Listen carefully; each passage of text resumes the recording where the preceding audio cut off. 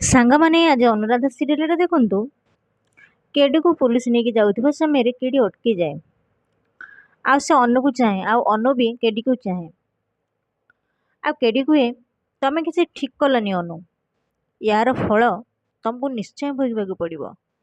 ଏ କେଡିର ଖେଳ ଶେଷ ଯେ ହେଇନି ଅନୁ, ମୁଁ ନିଶ୍ଚୟ ବାହାରିବି। ଆଉ ସେତେବେଳେ ଅନୁ କେଡିକୁ ମାରେ ଆଉ କୁହେ, ତମେ କେମିତି ଭାବି ପାରିଲ ଯେ ତମ ଭଳି ଜଣେ କ୍ରିମିନାଲକୁ ମୁଁ ବାହାହେବି ବୋଲି? ହଁ, ତମ ଭଳି ଜଣେ ନିଚମନା ମଣିଷ ସହିତ ମୁଁ କିଛି ବି ସମ୍ପର୍କ ରଖିବି? କେମିତି ଭାବି ପାରିଲ ତମେ? ମୁଁ ସେ ଘରୁ ବାହାରି ଆସିବା ପୂର୍ବରୁ ହିଁ ଜାଣିଥିଲି। ରାଜବାବୁଙ୍କୁ ବେଲ୍ କରେଇବା ନାଁରେ ମିଛ ପ୍ରତିଶ୍ରୁତି ଦେଇ ତମେ ମୋତେ ଇମୋସନାଲ ବ୍ଲାକମେଲ୍ କରୁଛ। ମିଛ ଲୋଭ ଦେଖେଇ ମୋତେ ସେ ଘରୁ ଆଉ ରାଜବାବୁଙ୍କୁ ଛାଡ଼ି ଆସିବା ପାଇଁ ବାଧ୍ୟ କରିଛ। ଏବେ ଭାବୁଛ ନା, ଏତେ ସବୁ ଜାଣିସାରିବା ପରେ ମୁଁ କାହିଁକି ସେ ଘରୁ ବାହାରି ଆସିଲି ବୋଲି? କେବଳ ରାଜବାବୁଙ୍କୁ ନିର୍ଦ୍ଦୋଷ ପ୍ରମାଣ କରିବାକୁ। ଆଉ ସେଥିପାଇଁ ମୋତେ ଯଥେଷ୍ଟ ପ୍ରମାଣ ଦରକାର ଥିଲା। ମୁଁ ଭଲ ଭାବରେ ଜାଣିଛି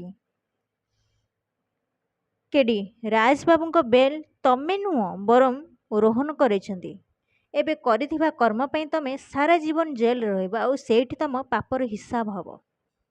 କେଡି କୁହେ, ପାପ କେବଳ ମୁଁ କରିନି ଅନୁ, ତମେ ବି କରିଛ। ତମେ ମୋତେ ମିଛ କହିକି ଠକିଛ, ଆଉ ୟାର ଫଳ ତମକୁ ନିଶ୍ଚୟ ଭୋଗିବାକୁ ପଡ଼ିବ। ମୁଁ ଚାହିଁଥିଲେ ତମ ସାଙ୍ଗରେ ବହୁତ କିଛି କରିପାରିଥାନ୍ତି, ହେଲେ ମୁଁ ଜୋର କରି କିଛି ବି କରିନି। ଆଉ ଏ ଭଦ୍ରାମିର ସୁଯୋଗ ନେଇ ତମେ ମୋ ସାଙ୍ଗରେ ବହୁତ କିଛି କରିଦେଲ, ଆଉ ତାର ଫଳ ତମକୁ ନିଶ୍ଚୟ ଭୋଗିବାକୁ ପଡ଼ିବ। ଏଇ ଅପମାନ ମୁଁ ଏତେ ସହଜରେ ଭୁଲି ଯିବିନି। ଆଗକୁ ତମକୁ ବହୁତ ଅସୁବିଧାର ସାମ୍ନା କରିବାକୁ ପଡ଼ିବ, ଖାଲି ସମୟକୁ ଅପେକ୍ଷା କର। ରାଜ କୁହେ, ଏଇ ସମୟ କଥାରୁ ମନେ ପଡ଼ିଲା, ମୁଁ ଯେତେବେଳେ ଲକଅପ୍ରେ ଥିଲି ତମେ ମୋ ପାଇଁ ଖାଇବା ନେଇକି ଆସିଥିଲ ଦେଖା କରିବା ପାଇଁ।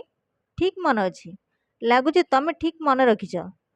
ସେଇଦିନ ମୁଁ କହିଥିଲି ସମୟ ସବୁବେଳେ ସମାନ ନଥାଏ, ସେଥିପାଇଁ ନିଜ କଥା ଭାବିକି ସୁଧୁରି ଯାଅ। ହୁଏତ ଭଗବାନ ତମ ପାଇଁ ରଖିଥିବା ଶାସ୍ତି ଟିକେ କମ୍ କହିପାରେ। ଆଉ ବାକି ରହିଲା ଅନୁଙ୍କ କଥା। ମୁଁ ଥିବା ପର୍ଯ୍ୟନ୍ତ ତମେ କ'ଣ, କେହି ବି ଚାହିଁଲେ ଅନୁଙ୍କର କିଛି ବି କ୍ଷତି କରିପାରିବେନି।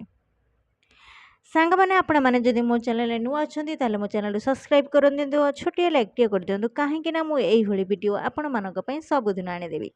ଜୟ ଜଗନ୍ନାଥ।